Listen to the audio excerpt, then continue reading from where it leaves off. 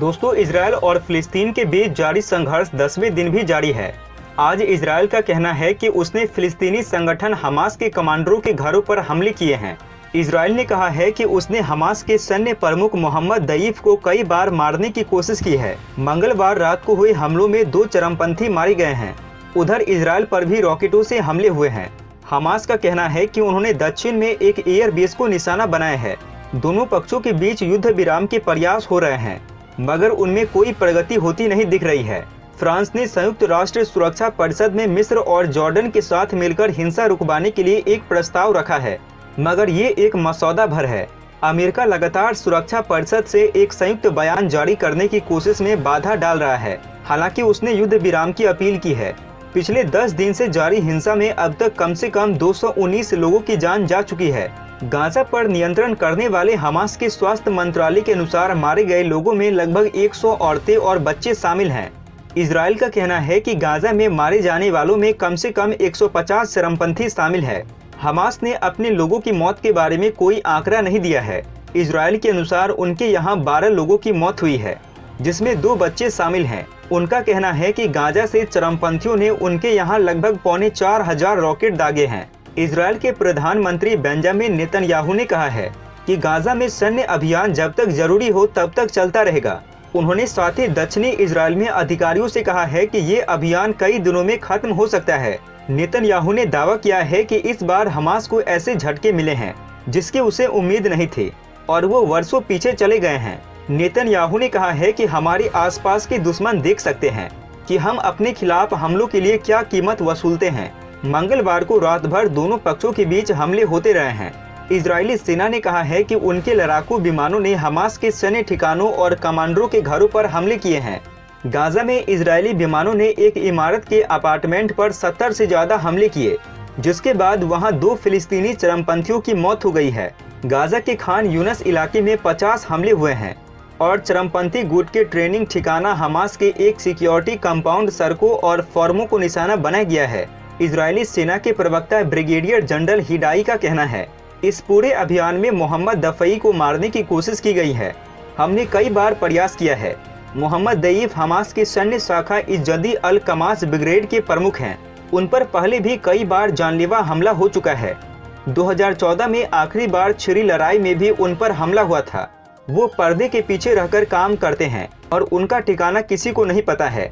दोस्तों, फिलिस्तीन के खिलाफ अपनी कार्रवाई में इजरायल लगातार गाजा पट्टी पर एयर स्ट्राइक कर रहा है।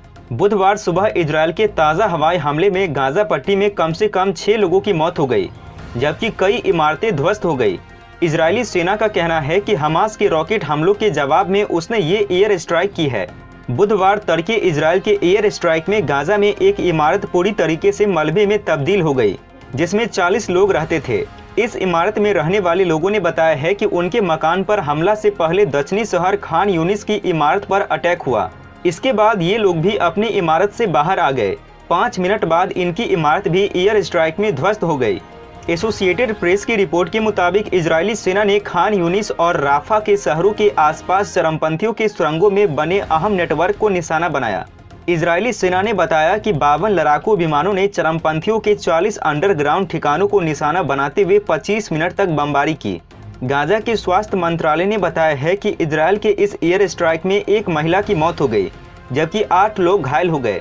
हमास की तरफ से संचालित अल अक्सा रेडियो ने बताया है कि गाजा सिटी पर इजरायल के एयर स्ट्राइक में उसके एक रिपोर्टर की मौत हो गई। शिफा अस्पताल के डॉक्टरों ने बताया है कि बुधवार तड़के लाए गए 5 शवों में रिपोर्टर का शव भी शामिल था। एक अपार्टमेंट के पास मिसाइलों के क्रैश होने की वजह से 2 लोगों की मौत हो गई। फिलिस्तीन क्षेत्र पर चरमपंथी गुट हमास का कब्जा है। इजरायल के हालिया हमलों के चलते गाजा सिटी में काफ़ी तबाही हुई है। तमाम इमारतें मलबे में तब्दील हो चुकी है। इजरायल और फिलिस्तीन में संघर्ष को खत्म करने के लिए अंतर्राष्ट्रीय स्तर पर कूटनीतिक प्रयास किए जा रहे हैं, लेकिन अभी शांति बहाली की कोई उम्मीद नजर नहीं आ रही है। वहीं अमेरिकी अधिकारियों का कहना है कि बाइडेन प्रशासन निजी तौर पर इजरायल को गाजा पर बमबारी बंद करने पर जोर दे रहा है। नाम न छापने की शर्त पर मिस्र के अधिकारियों ने बताया है कि मिस्र के वार्ताकार इजरायल से बातचीत करके मामले को शांत कराने की कोशिश में थे, लेकिन बात नहीं बनी। इसके बाद उन्हें उम्मीद थी कि अंतर्राष्ट्रीय दबाव के बाद इजरायल फिलिस्तीन पर हमले बंद कर देगा, मगर अभी इसमें कोई कामयाबी मिलती नहीं दिख रही है। इजरायल के प्रधानमंत्री बेंजामिन नेतन्याहू ने बुधवार को टकराव बढ़ने की आशंका से इनकार नहीं किया है। उन्होंने कहा है कि या तो आप उन पर जीत हासिल कर सकते हैं या फिर आप उन्हें रोक सकते हैं। हम फिलहाल मजबूती से प्रतिरोध कर रहे हैं, लेकिन आगे क्या होगा इस पर हम कुछ निश्चित रूप से नहीं कह सकते हैं। यरूशलेम स्थित अल अक्सा मस्जिद में नमाजियों पर इजरायल के हमले के चलते दोनों पक्षों में 10 मई से खूनी संघर्ष जारी है। 10 मई की झड़प के बाद से हमास ने इजरायल पर 100 से ज्यादा रॉकेट दागे हैं। इसके जवाब में इजरायल ने हमास को निशाना बनाने के लिए गाजा पट्टी पर हवाई हमले कर रहा है।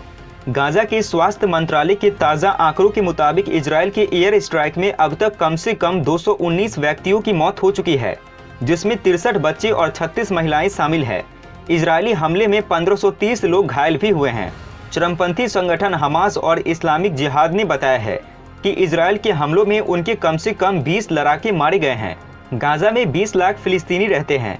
इजरायल के हमले के चलते गाजा सिटी में पानी, मेडिकल सप्लाई और भोजन सामग्री की कमी हो गई है। गाजा पर 2007 से हमास का कब्जा है। इजरायली हमले की दहशत के चलते करीब 47,000 घर छोड़ने को मजबूर हुए हैं। विश्व स्वास्थ्य संगठन ने बताया है कि इजरायल के हमलों में कम से कम 18 अस्पताल और क्लिनिकों को नुकसान पहुंचा है। कोरोना संकट के बीच फिलिस्तीन में आवश्यक दवाओं की किल्लत भी सामने आई है। इजरायली हमला के चलते गाजा में वैक्सीन लगाने के ठिकानों को बदलना पड़ा है।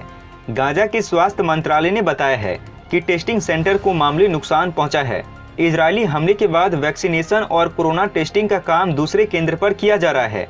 इस बीच संयुक्त राष्ट्र में चीन के राजदूत ने कहा है कि फ्रांस इजरायल और गाजा को नियंत्रित करने वाले फिलिस्तीनी चरमपंथियों के बीच सीज फायर के लिए संयुक्त राष्ट्र सुरक्षा परिषद से प्रस्ताव पारित करने का आग्रह कर रहा है। कि संयुक्त राष्ट्र में फ्रांस के राजदूत ने मंगलवार को संघर्ष के मुद्दे पर विचार विमर्श के तीसरे दौर में परिषद को सूचित किया कि एक प्रस्ताव तैयार किया जा रहा है। बुधवार को भी उन्होंने फ्रांस का एक प्रस्ताव ये कहकर पास नहीं होने दिया कि इससे लड़ाई कम करवाने के प्रयास कमजोर हो सकते हैं।